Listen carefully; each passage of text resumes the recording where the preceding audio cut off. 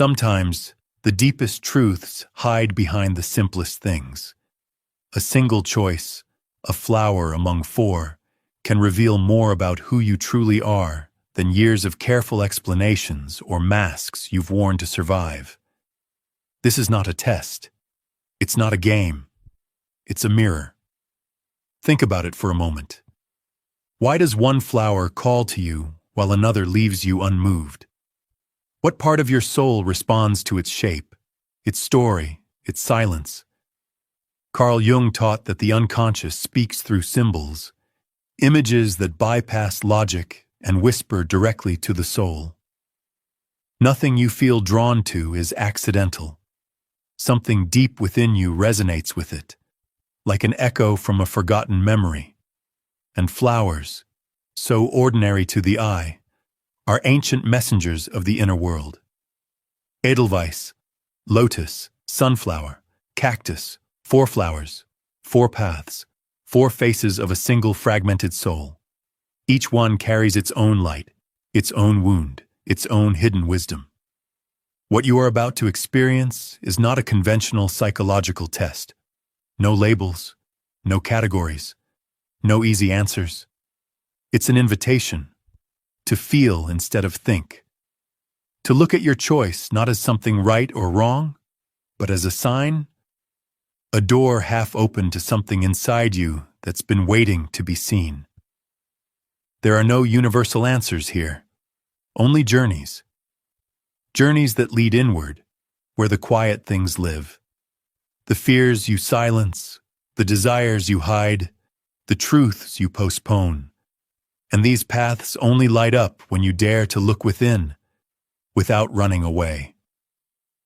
You might wonder, how could a flower possibly tell me something about myself? But the real question is, why did that particular flower speak to me? The answer doesn't live in logic. It lives in your body, in that small spark that flickered the moment you saw it, in the memory it stirred, in the emotion it awoke.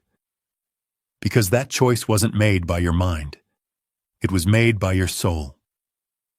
In the next few minutes, I'll walk beside you through these 4 floral archetypes. Their origins, their energy, their shadow, their wound. And perhaps, somewhere along the way, you'll feel something stop inside you, a quiet recognition. That's where your journey begins. Are you ready to remember what has always been within you? Are you willing to meet the flower that lives inside your heart? The Edelweiss is not a flower you stumble upon by chance. It doesn't grow in crowded gardens or polished fields. It lives high in the mountains, where the air thins, where silence becomes heavy, and only those brave enough to climb find it waiting. To choose the Edelweiss, or rather to be chosen by it, means your soul has walked the path of the solitary. You are not one who seeks attention. In truth, you often avoid it. Yours is the spirit of the silent sage, the one who has learned to be alone without being lonely, to find comfort in quiet, to breathe peace in stillness. From the outside, you might appear distant, reserved, even unreachable. But that distance is not coldness, it's depth. Because the Edelweiss protects something sacred, its inner world. This archetype belongs to those who have learned the power of boundaries, not from pride, but from necessity. Those who have discovered that solitude is not punishment, but purification. When the world's noise becomes unbearable, you retreat, not out of fear, but to listen, to your own soul, to the whisper that others have long forgotten to hear. Yet every gift carries its shadow. For the Edelweiss, solitude can harden into armor, silence can become a cage, and introspection, that beautiful ability to look within, can turn into a way of hiding from the heart's risk. Connection. Perhaps you've felt that the world below is too loud, too shallow, too fast. So you climbed, higher and higher, searching for air, for meaning, for clarity. And maybe in that climb, you lost touch with something tender. The warmth of another's gaze, the vulnerability of being seen. Still, there is beauty in this path. The Edelweiss teaches you to dwell in solitude without feeling alone. It shows you how to replace noise with wisdom, small talk with truth, and chaos with peace. It invites you to value presence over performance, and honesty over belonging. If this flower called to you, or if you felt it called you by name, it's likely that life has forced you, more than once, to rise above, to walk away to protect your essence, to choose the mountain because the valley was too cruel, and that's okay. There's no shame in needing altitude to breathe. But remember this: life does not unfold only at the summit. Sometimes you must descend, not to lose yourself, but to share what you found above. Your calm, your insight, your peace. The Edelweiss is the flower of those who made silence their home. Yet even the wisest heart needs, from time to time, a soul that listens, not to solve, not to analyze, but simply to be there. So if this is your flower, cherish it, protect it, but don't imprison it, because your depth, your serenity, your truth is medicine for a world drowning in noise. And though the Edelweiss grows in solitude, its fragrance was meant to reach others. The lotus doesn't bloom in perfect gardens. It rises from darkness, from mud, from shadow, from the waters where others fear to look. And yet, when it opens, not a single drop of that darkness stains its petals. How does it do that? Not by escaping the mud, but by transforming it. If you felt drawn to the lotus, you are someone who has lived deeply, not on the surface, but in the depths where pain is real and silence is heavy. You have known loss, not as an idea, but as something that cracked you open. You've faced betrayal, emptiness, heartbreak. And somehow, instead of hardening, you softened. You chose the harder path, to heal without hate, to stay kind after chaos. This archetype belongs to the mystic soul, the inner healer, the quiet alchemist. Its strength doesn't come from armor, but from compassion. The lotus doesn't need to shine. It simply is, serene, luminous, peaceful. Its mere presence brings calm, the kind of calm that is born from scars, not theories. But even the purest light casts a shadow. The lotus sometimes falls into the trap of overgiving, trying to heal everyone, even when it's breaking inside. It believes its worth lies in how much it can fix, how much it can love, how much it can endure. And yet, its greatest gift was never saving others. It was saving itself. The lotus is proof that you can walk through darkness and not become it, that you can be submerged in pain and still rise unstained. Choosing the lotus means carrying the silent mission of reminding the world that pain is not the enemy. It's the initiation, that no flower exists without roots, and the strongest roots are the ones that dared to grow in the dark. The lotus does not judge. It watches. It embraces. It knows that every soul blooms in its own season, and no amount of force can make it faster. It has learned that true transformation begins when you stop fighting your shadow and start listening to what it's trying to teach you. If this flower called you, it's likely you've already been through fire. You've already lost parts of yourself, pieces you thought you'd never recover. And yet, something inside you remains, softer, wiser, radiant in a quiet way. That something, that is you, the you who still loves even when afraid, the you who stood up when no one came to lift you. The you who found meaning in pain. The lotus doesn't scream to be seen. It blooms. And in that blooming, it teaches us a sacred truth, that every wound can become a root if watered with presence. So if the lotus chose you, know this. You are the keeper of gentle strength. You are living proof that grace can grow from grief. That softness is not weakness. It's power refined by pain. And every time you choose love over bitterness, you bloom again. The sunflower doesn't bend easily. It stands tall, proud, and radiant, a symbol of vitality, of courage, of unwavering hope. Its mission is simple yet sacred, to follow the light. Even when the sky darkens, even when the wind howls, it turns toward the sun. If you chose the sunflower, or if it chose you, you are someone whose heart burns with an inner fire. You carry warmth wherever you go. You inspire others, sometimes without even realizing it. There's something in you that brings comfort, energy, life. People see you as strong, as the one who lifts, who encourages, who holds others up when they cannot stand. And maybe you've believed that this is your purpose, to shine so that others can find their way. But behind your light, there are stories few have seen.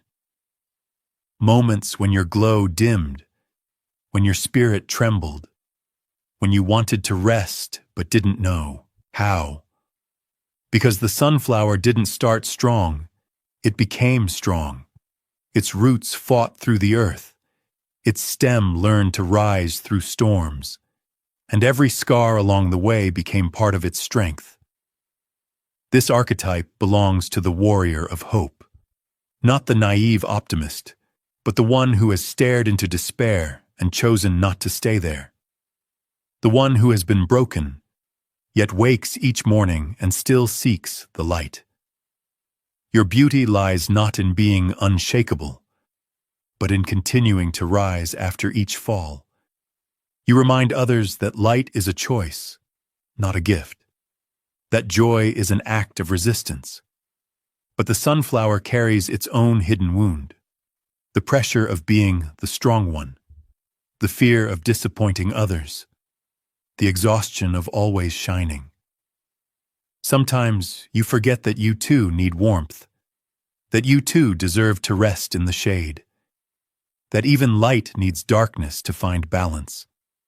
Maybe you've spent years holding everyone together.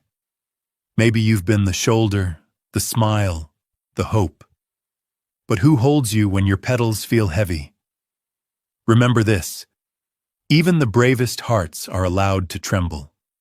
Even the brightest stars fade for a while. You don't have to be sunlight all the time. The sunflower's wisdom lies in authenticity, in daring to be real. When it stops pretending, when it allows its night to show, its light becomes even more powerful, not because it's perfect, but because it's true. So if this flower spoke to you, it's a reminder. You can keep shining and still rest. You can inspire others and still ask for help. You can be strong and still be soft. True courage isn't about never falling. It's about standing again with honesty. It's the quiet power of saying, "Today, I'm tired, but I'm still here." And when a sunflower allows itself to be fully human, to cry, to doubt, to break, its light no longer comes from the sun. It becomes the sun. The cactus doesn't bloom to be admired. It doesn't need applause or attention. It simply exists, quietly, patiently, surviving where most life cannot. It thrives in the places others abandon, under the burning sun, in the dry wind, in solitude so vast that even the echo forgets its way back. While other flowers wither without care, the cactus endures, not because it wants to prove something, but because it has learned how. If you chose the cactus, you are a soul who knows what it means to stand alone. You've learned to be your own shelter, to hold yourself when no one else did. You don't expect the world to understand you, and yet you keep walking, quietly, steadily, truthfully. There's a hidden ocean inside you, but you rarely show it. On the outside, you may seem calm, stoic, unshakable. But beneath that stillness lives a tenderness so deep, it had to grow thorns to survive. The cactus archetype belongs to the guardians of truth, those who protect their hearts not out of pride, but out of old pain. It's the flower of those who have been hurt where it mattered most. Trust, affection, belonging. So they built walls, not to shut others out, but to stop the bleeding. To choose the cactus is to resonate with a strength that doesn't shout, a strength that knows how to endure, in silence, without witnesses. You are the one who keeps going when no one is watching, the one who smiles even when your soul is tired, the one who survives the drought and still finds beauty in the desert. But endurance has its cost. Over time, your armor can become too heavy, your silence too deep, your self-sufficiency too lonely. Sometimes strength can become a cage, and you forget that even you, the unbreakable one, deserve softness, water, warmth. You don't always have to be the dessert. You can allow yourself to bloom. The cactus teaches that vulnerability is not weakness. It's the beginning of real connection. When it finally opens, its flower appears only for those who wait, who listen, who don't rush. It's a gift reserved for the patient and the sincere. If this flower called to you, maybe it's time to stop merely surviving and begin living. To lower your guard, even just a little. To let someone see the tenderness behind your strength. To trust that not every touch will hurt, not every gaze will judge.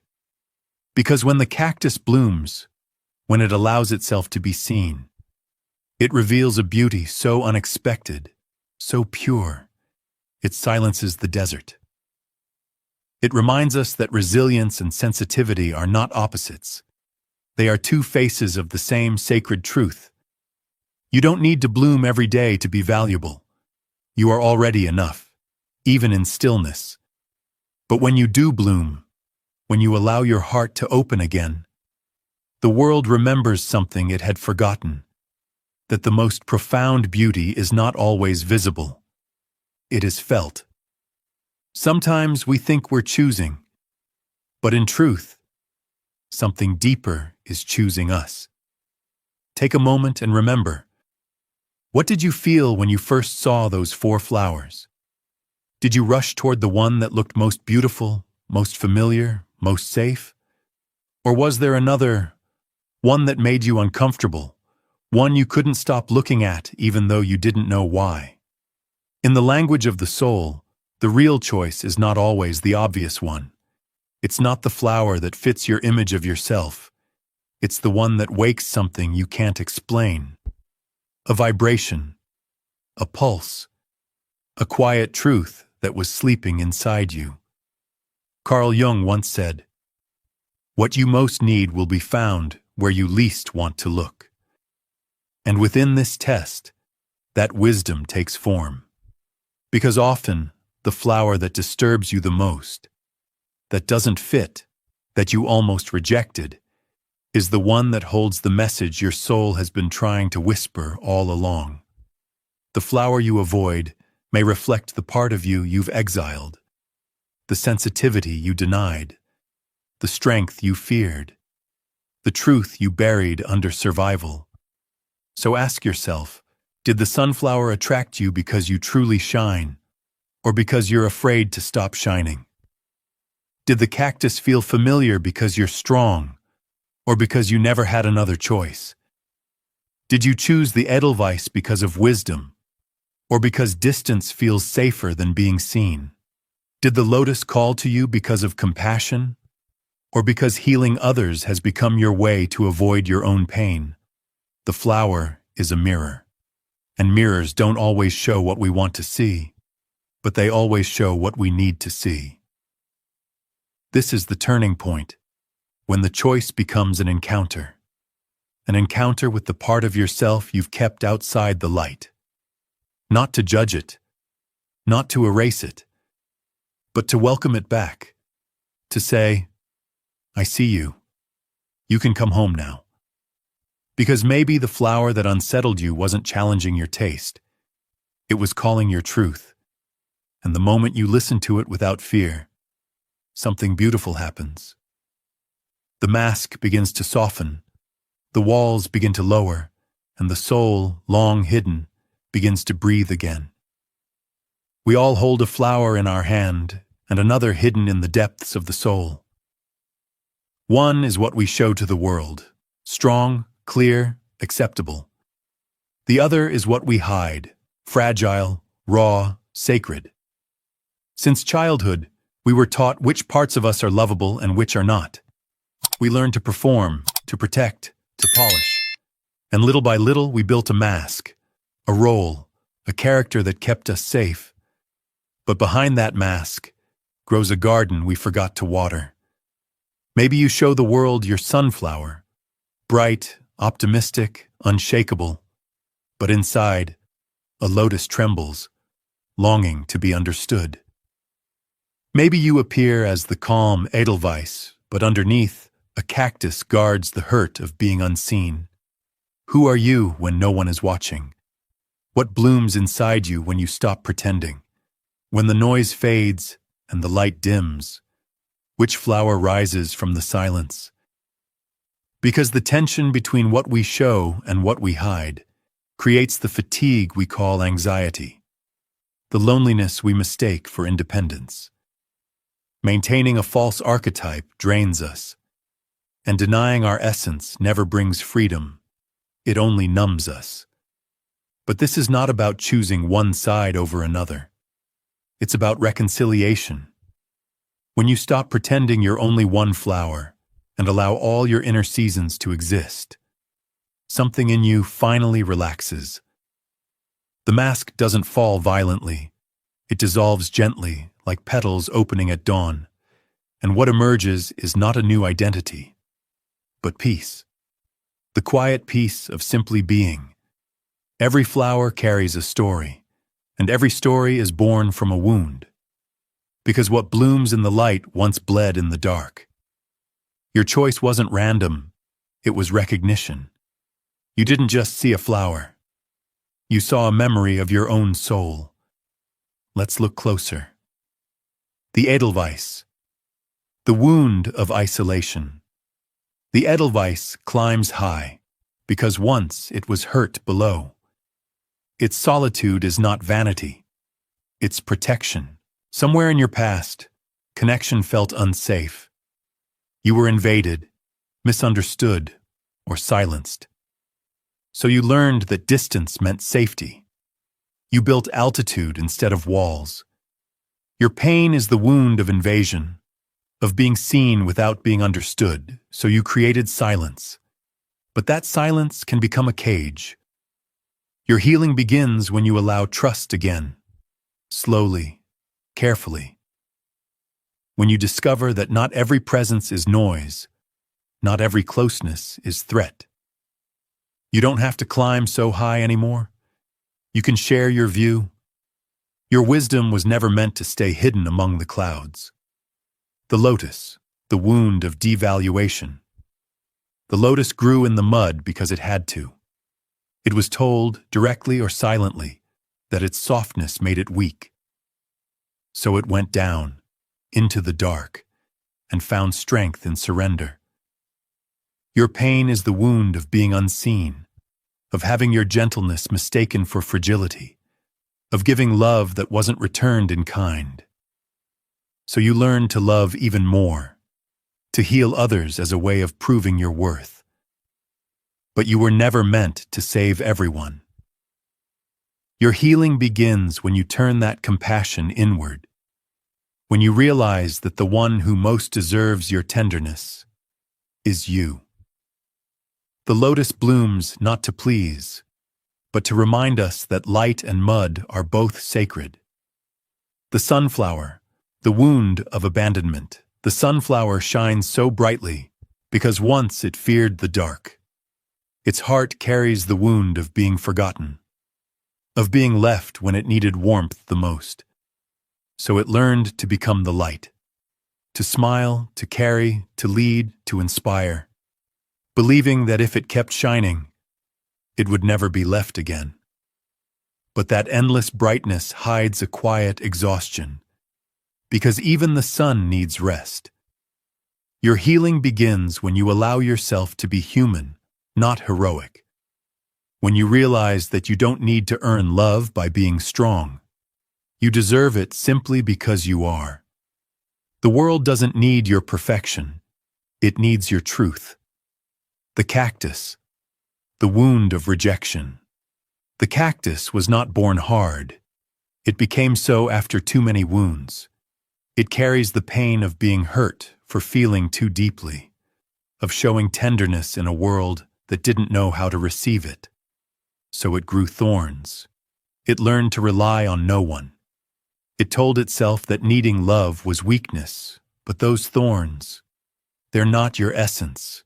They're your story. Your healing begins when you stop surviving and start living, when you allow others to approach, even if slowly. When you dare to believe that not everyone comes to hurt you. Because underneath those spines lies one of the purest hearts, loyal, honest, and kind. You don't need to hide your tenderness anymore. The desert has done its work. It's time to bloom. Each wound carries its own wisdom. Each scar hides a seed. The flower you chose didn't just reveal your pain. It revealed your path. The Edelweiss teaches boundaries with love. The Lotus teaches compassion without sacrifice. The sunflower teaches courage through authenticity. The cactus teaches resilience through vulnerability. Your flower was never meant to define you, only to guide you. Because healing is not about becoming someone new. It's about remembering who you were before the world told you to hide. All your life you believed you were one thing, one identity, one story, one flower. But you are not a single bloom. You are the entire garden. Within you lives the solitude of the Edelweiss, the tenderness of the lotus, the fire of the sunflower, and the quiet endurance of the cactus. They are not opposites. They are parts of a whole. Each one carries a truth you once needed to survive. And now, each one wants to be seen, not as a mask, but as a fragment of your wholeness. There are days when you crave silence, and others when you crave connection. Moments when you rise like sunlight, and others when you retreat into shade. None of it makes you broken. It makes you human. True maturity doesn't arrive when you define what you are. It arrives when you stop fighting what you also are. When you can look at every part of yourself, the wounded, the wise, the radiant, the raw, and say, you belong. Integration is not about perfection. It's about honesty. It's the moment when the sunflower finally admits it's tired, when the cactus lets one thorn fall, when the Edelweiss opens its mountain gate, when the lotus allows someone else to hold it for a while. That's when the soul exhales. That's when healing stops being effort and becomes presence. Because you were never meant to live as a single archetype.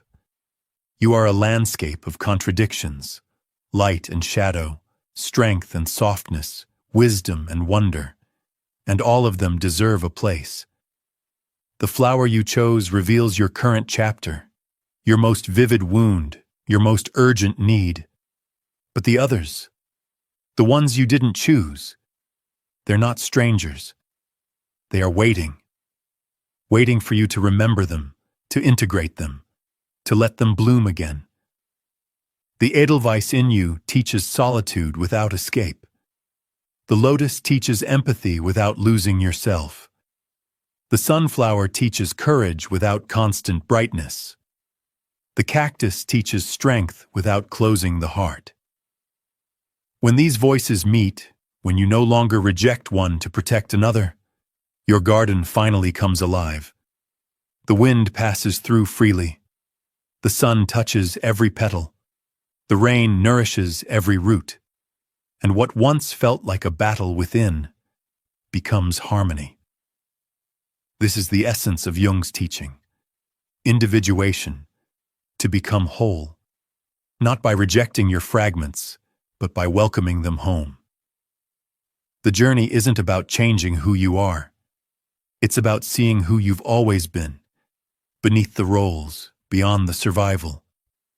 Because when you stop hiding your darkness, your light stops needing to prove itself.